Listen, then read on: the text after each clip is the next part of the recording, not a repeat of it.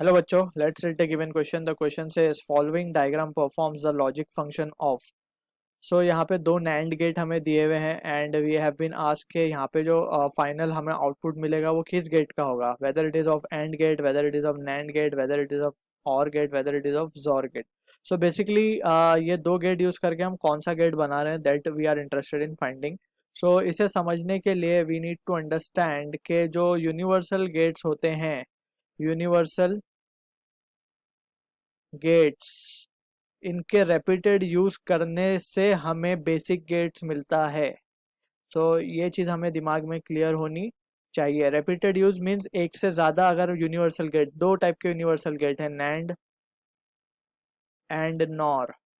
अगर इन्हें repeatedly use करें, जैसे दो नैंड यूज कर लिए, कहीं तीन नैंड यूज कर लिए, अगर हम इस तरीके से नैंड के यूजेस करें या नैंड को कुछ मीन्स नैंड को इस तरीके से यूज करें कि हमें बेसिक गेट्स मिल जाए, या नॉर को हम इस तरीके से यूज करें कि वो बेसिक गेट्स मिल जाए. अब बेसिक गेट्स क्या होता है? Basic gates are three gates, or and और नॉट.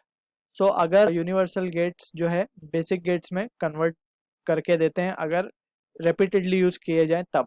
सो यहाँ पे from this we can straight away discard option fourth, और हमारा ऑप्शन सेकंड भी डिस्कार्ड हो जाएगा. अब फर्स्ट और थर्ड में से एक आंसर करेक्ट होना चाहिए. So let's check. हम इसको ट्रुथ टेबल के जरिए वेरीफाई कर लेंगे.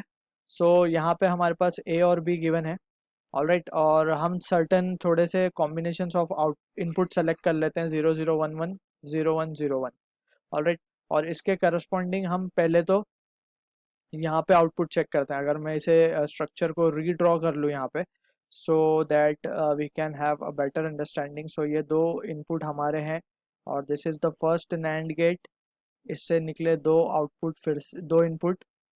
सो वापस से इसके अंदर गए, सो ये फाइनल y मिला. सो यहाँ पे हम इसे मान लेते हैं, ये a है, ये b है. इसे हम इंटरमीडिएट को z मान लेते हैं. सो और ये y है. सो यहाँ पे हम क्या बना देंगे इसमें, a b फिर z फिर y. तो फाइनल हमें y को चेक करना है कि y क्या आ रहा है. ऑलराइट. सो z की बात पहले कर लेते हैं.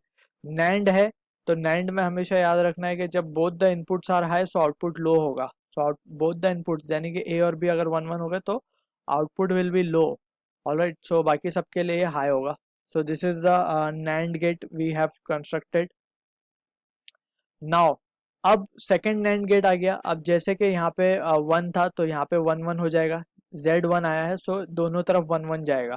तो अभी हमने डिस्कस किया 1 1 होने पे जो आउटपुट आना चाहिए वो आना चाहिए 0. ऑलराइट. सो हम यहाँ पे सब्स्टिट्यूट कर देंगे 0, और रेस्ट ऑफ द केस के लिए हमें अब यहाँ पे से जैसे यहाँ,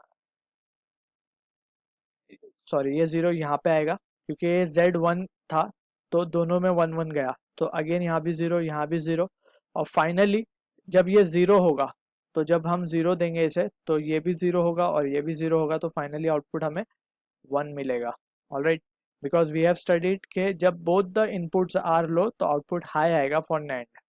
सो अगर हम देखें तो ये जो आउटपुट हमें मिला है, अगर हम इनपुट से कंपेयर करें, ये इनपुट सेक्शन है और ये आउटपुट है फाइनल जो हमें चाहिए. अगर हम इनपुट आउटपुट को चेक करें तो बोथ इनपुट्स आर हाई होने पे आउटपुट हाई है, बाकी सब पे ये लो है. So this is the combination of AND gate. Alright. AND में हमेशा अगर दोनों इनपुट हाई हैं तब भी आउटपुट हाई होगा, वरना तो वो लो होगा. सो we can conclude that option A is the right answer to the question. I hope you understood the solution. All the best.